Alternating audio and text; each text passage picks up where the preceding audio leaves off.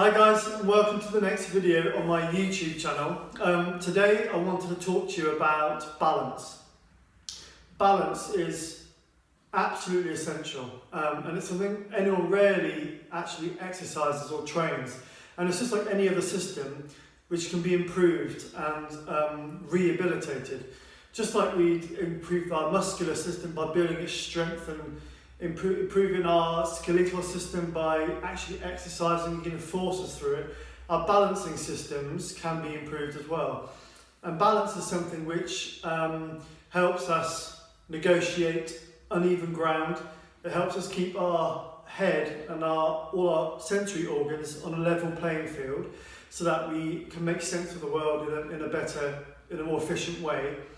But it also helps us to move efficiently. So there are three systems involved in the balance, generally speaking. So one of them is obviously the eyes. So when you're looking around, you can see by tilt, you can see if the levels, if there's the horizon's level. When you tilt your head, obviously you've got the muscles in your eyes which detect how much stretch and flex they're going through. That then informs the brain as to how much stretch and rotation the eyes are going through. You've also got the inner ear. So the inner ear is like a gyroscope, if you like. That's our sort of gyroscopic part of our systems. So combining that with the eyes, your head and the sensory organs have a really good awareness as to where we are as we're standing, as we're walking, as we're moving.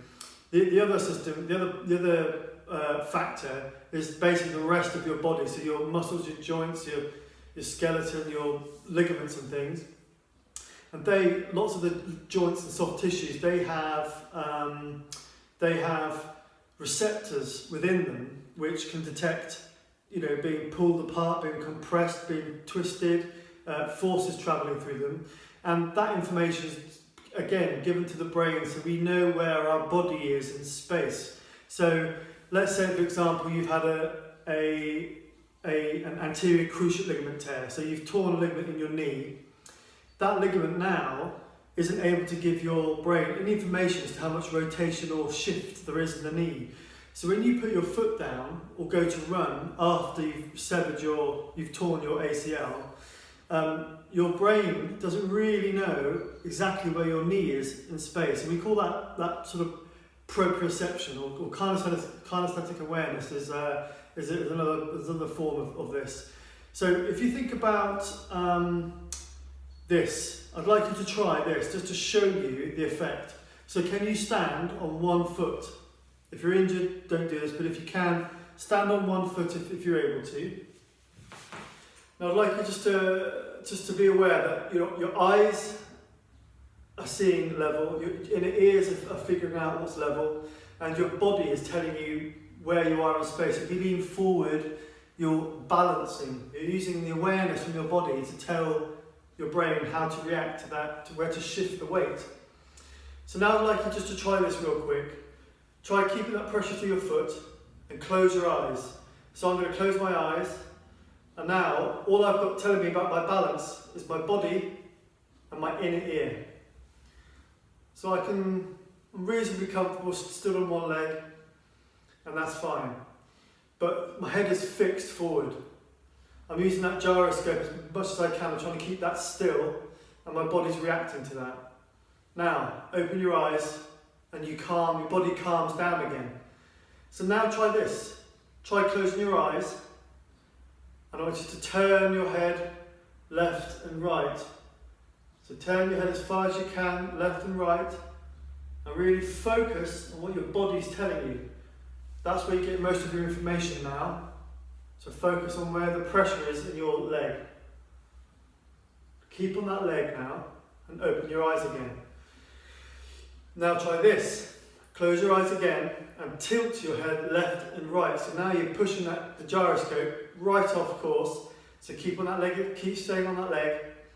Now close your eyes and tilt your head left and tilt your head right. And what's happening now is your gyroscope is being pushed all over the place, and you're left effectively to listen just to your body, and it's much, much harder.